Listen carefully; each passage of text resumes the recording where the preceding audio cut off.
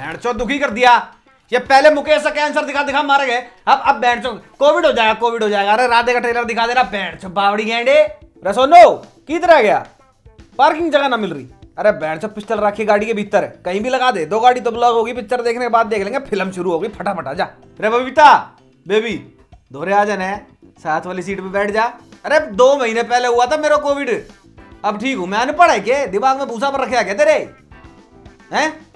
अरे मैं मजाक कर रहा था, तू आ जाना, दोरे आ जा। देख लवर में डिस्टेंसिंग ना हो।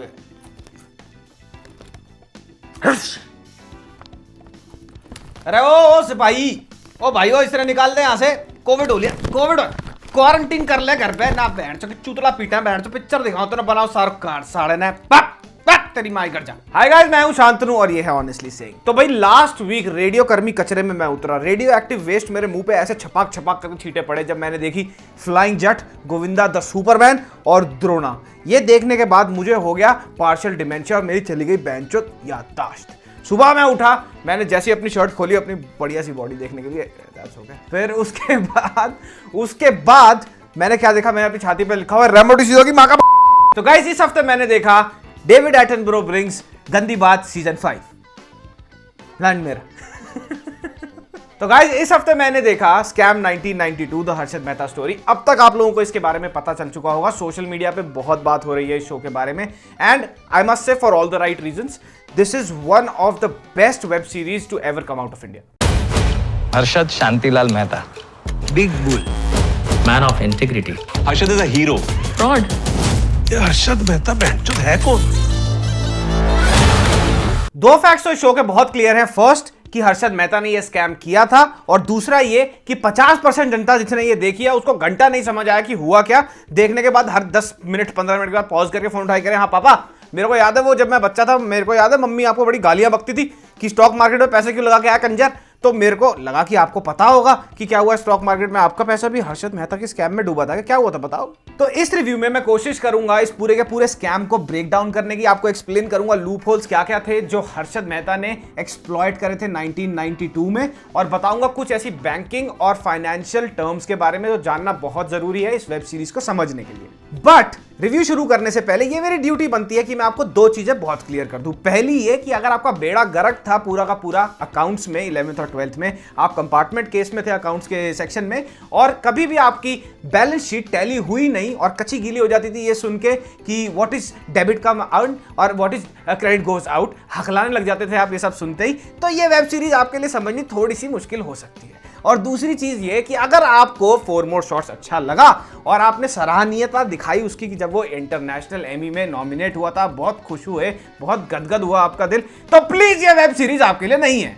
सो फर्स्ट थिंग्स फर्स्ट, 3 से 4 चीजें जानना बहुत जरूरी है। 2, इस पूरी की पूरी वेब सीरीज में, इस पूरे स्कैम में बहुत सारे फाइनेंशियल टर्म्स इन्वॉल्व हैं, पर जो 4 फाइनेंशियल टर्म्स मैं आपको बताऊंगा ये पूरे के पूरे स्कैम में पिवटल रोल प्ले करते हैं। नंबर 1 इज पीएसयू और पीएससी। पीएसयू और पीएससी की फुल फॉर्म होती है पब्लिक सेक्टर अंडरटेकिंग और पब्लिक सेक्टर एंटरप्राइज। अब ये वो कंपनियां होती हैं जिसका मेजॉरिटी जो स्टॉक होल्डिंग होता है वो होता है गवर्नमेंट के पास। So basically the government owns these companies. Second term is speculation और स्पेक्यूलेटिव इन्वेस्टमेंट। इसका मतलब यह होता है कि किसी भी स्टॉक को जो बहुत वॉलेटाइल है, जिसके प्राइसेस स्टॉक एक्सचेंज में या स्टॉक मार्केट में, उस स्टॉक को ट्रेड करना in expectations of getting a financial return. तो जब एक ब्रोकर को यानी एक स्पेक्यूलेटर को ये लगेगा और वो एक स्पेक्यूलेट करेगा कि भैया इस स्टॉक के प्राइसेस बहुत ज्यादा हैं, ओवर प्राइस्ड है, तो वो उस स्टॉक्स को शॉर्ट सेल करेगा और वेट करेगा जब तक उस पूरे के पूरे स्टॉक्स के प्राइसेस नीचे नहीं आते, और जैसे नीचे आएंगे वो उसको बेच के बहुत ज्यादा प्रॉफिट बना लेगा। Third is insider trading. Insider trading एक बहुत ही सिंपल सा कॉन्सेप्ट है। फॉर एग्जांपल एक ब्रोकर है, वो ब्रोकर एक बड़ी कंपनी के पास जाता है जो कंपनी स्टॉक एक्सचेंज पे रजिस्टर्ड है। अब इसमें से कंपनी में से वो एक बंदे से सेटिंग कर लेता है और सारी कॉन्फिडेंशियल इंफॉर्मेशन ले लेता है। ये इंफॉर्मेशन पोटेंशियली स्टॉक्स के प्राइसेस को स्टॉक एक्सचेंज में बहुत ऊपर लेके जा सकती है। But before this information is actually release to the public, broker के पास ये इंफॉर्मेशन पहले से होती है और वो मार्केट में जाके स्पेक्यूलेट कर देता है और लोगों को अर्ज करता है कि इसमें और पैसे लगाइए, hence the stock prices go soaring up. Fourth is SLR. SLR की फुल फॉर्म होती है स्टैट्यूटरी लिक्विडिटी रेशियो। इसका मतलब ये होता है कि सरकार हर सरकारी बैंक को ये बोलती है कि भैया आपके पास इतना % पैसा हमेशा होना चाहिए in the terms of cash, gold reserves, bonds और government securities at any given time. अब मैं आपको बताता हूं कि हर्षद मेहता ने पूरे के पूरे फाइनेंशियल सेक्टर का लंगोट कैसे ढीला किया, यानी पूरे के पूरे स्कैम को उस भाई साहब ने ऑपरेट कैसे किया। तो जैसा मैंने आपको बताया था, एसएलआर के रूल के अंदर सरकारी बैंकों को एक सम ऑफ मनी लॉक करके रखना पड़ता था गवर्नमेंट सिक्योरिटीज के नाम पर। तो होता क्या था, ये पूरा का पूरा जो गवर्नमेंट सिक्योरिटीज के नाम पर पैसा होता था, ये काफी बड़ा अमाउंट होता था और इससे रिस्ट्रिक्ट हो जाती थी लिक्विडिटी बैंक्स की। तो इस लिक्विडिटी को चलते रहने के लिए बैंक क्या करते थे, यूज करते थे रेडी फॉरवर्ड डील को। रेडी फॉरवर्ड डील में दो बैंक एक दूसरे से लोन ले सकते थे in returns of security deposits as government securities. नहीं समझ आया ना लोड़ा, मेरे को भी नहीं समझ आया था, अब मैं समझाता हूं कैसे। फॉर एग्जाम्पल, दो बैंक ले लेते हैं, बैंक ए है बैंक ऑफ सलमान और बैंक बी है bank of Sohail. So for obvious reasons bank of Salman lend ही करेगा मनी और for obvious reasons bank of Sohail borrow ही करेगा money. So ready forward deal के अंदर bank of Salman bank of Sohail को देगा 1 करोड़ रुपया लोन। इस लोन के against bank of Sohail bank of Salman को देगा गवर्नमेंट सिक्योरिटीज जो गिरवी रखवाएगा वो। ये पूरी की पूरी ट्रांजैक्शन चलेगी दोनों बैंकों के बीच में 15 दिन के लिए और 15वें दिन पे बैंक ऑफ सोहेल वापस कर देगा 1 करोड़ रुपया बैंक ऑफ सलमान को विद इंटरेस्ट और बैंक ऑफ सलमान वापस कर देगा securities, which is pretty simple as कि राधे बहुत बड़ी हिट होगी। Between 1991 and 1992 ready forward deals बैंकों के बीच बहुत ज्यादा होने लग गई। इनफैक्ट इतनी ज्यादा होने लग गई कि इसके रिकॉर्ड्स रखने कंप्लीटली इंपॉसिबल हो गए, क्योंकि तब डिजिटाइजेशन नहीं थी, कंप्यूटर नहीं थे, हर चीज मैनुअली होती थी। तो इस केस में इस चीज को कम करने के लिए और रिकॉर्ड्स को प्रॉपर मेंटेन करने के लिए क्या करा गया कि बैंक ऑफ सोहेल जिसको देनी थी सिक्योरिटीज बैंक ऑफ सलमान को, वो सिक्योरिटीज की बजाय, फिजिकल सिक्योरिटीज की बजाय वो बैंक ऑफ सलमान को इशू कर देगा एक बीआर यानी बैंक रिसीट, जो पुख्ता करती है कि दोनों बैंकों के बीच में रेडी फॉरवर्ड डील हुई है। बट मार्केट में पता कैसे लगेगा कि बैंक ऑफ सलमान को पैसा देना है बैंक ऑफ सोहेल को और बैंक ऑफ सोहेल को पैसे की जरूरत है and he is looking for borrowing money from other banks. तो यहां पर बीच में प्रकट होते हैं द गॉड ऑफ लक्ष्मी पुत्र हर्षद मेहता अपने स्कीम ऑफ टटेश शॉर्ट के साथ। तो ब्रोकर भाई साहब का बहुत सिंपल सा रोल था कि वो बैंक ऑफ सोहेल से जाकर एक बीआर ले लेंगे 1 करोड़ रुपए का और उनको बोलेंगे कि अब मैं जाके बैंक ऑफ सलमान से पूछता हूं या किसी और बैंक से पूछता हूं कि आपको वो पैसा दे सकते हैं नहीं।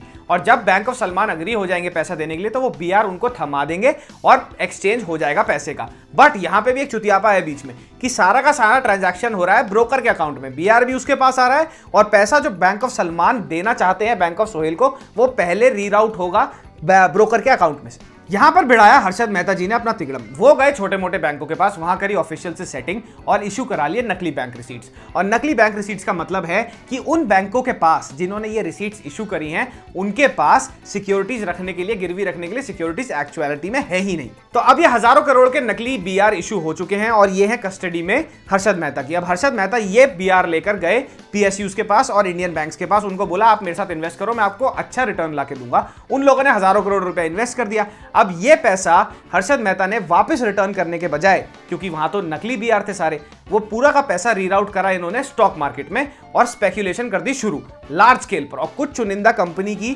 शेयर्स में इन्वेस्टमेंट हुई दबाकर, जिसकी वजह से stock market through the roof चली गई। तो जितना भी स्टॉक मार्केट की स्पेक्यूलेशन और घपले के बाद प्रॉफिट होता था, हर्षद उसमें से कुछ अमाउंट अपने पास रखता था और बहुत ही मेयर सा अमाउंट जिन लोगों ने उसकी हेल्प करी थी बीआर इशू करने में नकली, उनको रिश्वत दे देता था। अब यहां पर यह न्यूज इनसाइड सोर्स के थ्रू सुचेता दलाल के पास चली जाती है। सुचेता दलाल फाइनेंशियल एडिटर होती हैं टाइम्स ऑफ इंडिया की इस टाइम के दौरान, और वो ब्रेक करती है ये न्यूज और इस न्यूज के ब्रेक होते ही स्टॉक मार्केट गिर जाती है और हजारों करोड़ रुपए का नुकसान हो जाता है। लोग सुसाइड कर लेते हैं, धंधे बंद हो जाते हैं लोगों के और पूरा डिजास्टरस सा माहौल बन जाता है फाइनेंशियल मार्केट में। And then the downfall of Harshad Mehta starts. लग गए ना लोड़े बहन, तो समझने में मेरे भी लग गए थे। सो इससे अच्छा तो मुझे लग ही रहा था कि लक्ष्मी बॉम्ब का ट्रेलर रिव्यू कर दूं और साथ में ही वो उसका थंबनेल लगा दूं। है इतना बड़ा झूठ, अक्षय को कोई बचाओ। ये वेब सीरीज देखते हो आप एक चीज और रियलाइज करोगे और वो है कि हर्षद मेहता को कैसे स्केपगोट बनाया गया, उसको कैसे बलि का बकरा बनाया गया, क्योंकि ये तो बहुत ही लाजमी था कि वो इतना बड़ा स्कैम अकेले तो कर नहीं पाएगा। और जब इन्वेस्टिगेशंस हुई तो बहुत सारे गवर्नमेंट ऑफिशियल्स का नाम आया, in fact then prime minister PV Narasimha Rao का भी नाम आया।